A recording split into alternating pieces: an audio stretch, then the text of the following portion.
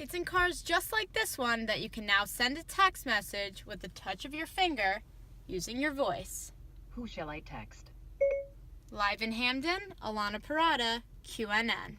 And just when we thought the Jenners were yesterday's news, they're back. Here comes Jacobo Wainsier with our entertainment news update. Quinnipiac University's fraternity, TEAC, got suspended until 2019 for hazing allegations. College universities around the nation are adopting the shuttle service as a safer way to get students where they need to go. Reporting from Quinnipiac University, Alana Perrotta, QNN. Thanks, guys. There's been a lot of excitement recently in the realm of sports, specifically for the Quinnipiac University Bobcats. If you're in bed studying for finals, you might want to think again. A recent study suggests that sitting behind these doors in a library allows you to retain much more information. There's no more showing off your biceps in the Quinnipiac University gym due to a new rule that doesn't allow tank tops or no shirts. Oh, that's a good one. I would have to say Kevin Hart to throw some comic relief in the mix. How about you? And for our last bit of Bobcat excitement, senior Tim Clifton of Quinnipiac men's ice hockey has signed a 2-year, 2-way contract. Graduation is approaching and college students worldwide are getting ready for the real world.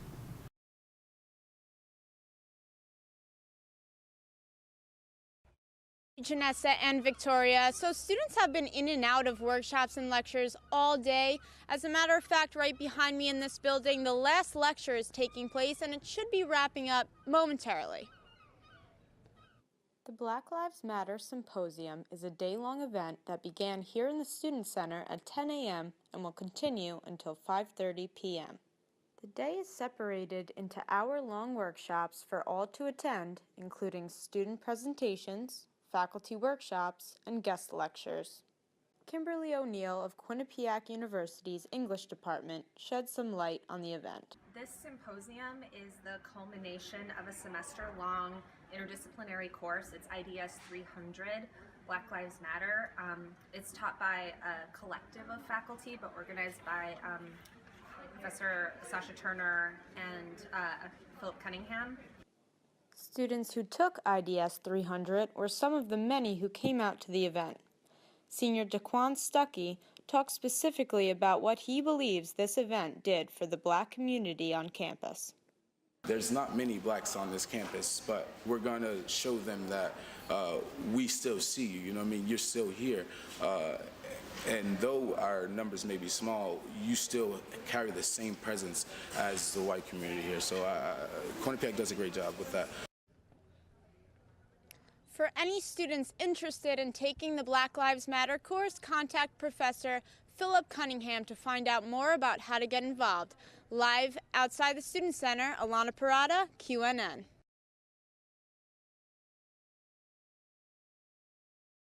With the end of the spring semester approaching, college seniors worldwide are preparing for their next steps, or for what many people call the real world. For months, they've been preparing their resumes, tweaking their LinkedIns, and nonstop networking, waiting for that final piece of paper to confirm their hard work, also known as their college degree. We spoke to one Quinnipiac University senior who had this to say about the importance of her degree and what she believes future employers are looking for. I'm a psychology major at Quinnipiac University. I plan to further my education and do speech therapy.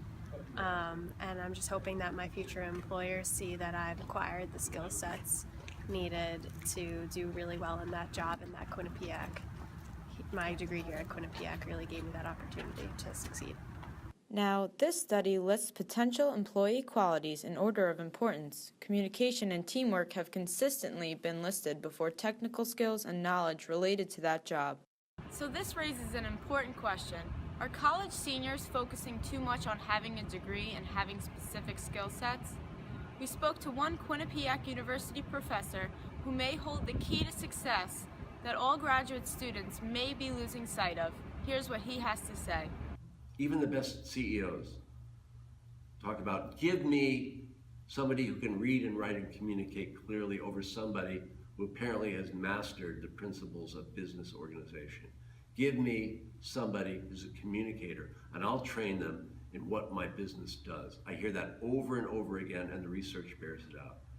So pay attention to that piece of advice.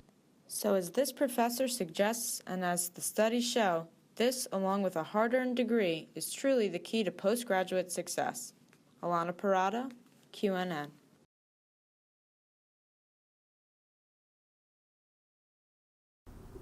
With this year's presidential election getting more attention than ever before, we check in with reputable sources for the latest feedback. And behind me, Quinnipiac University's Polling Institute explains to us why they're a reliable source for America to check in with.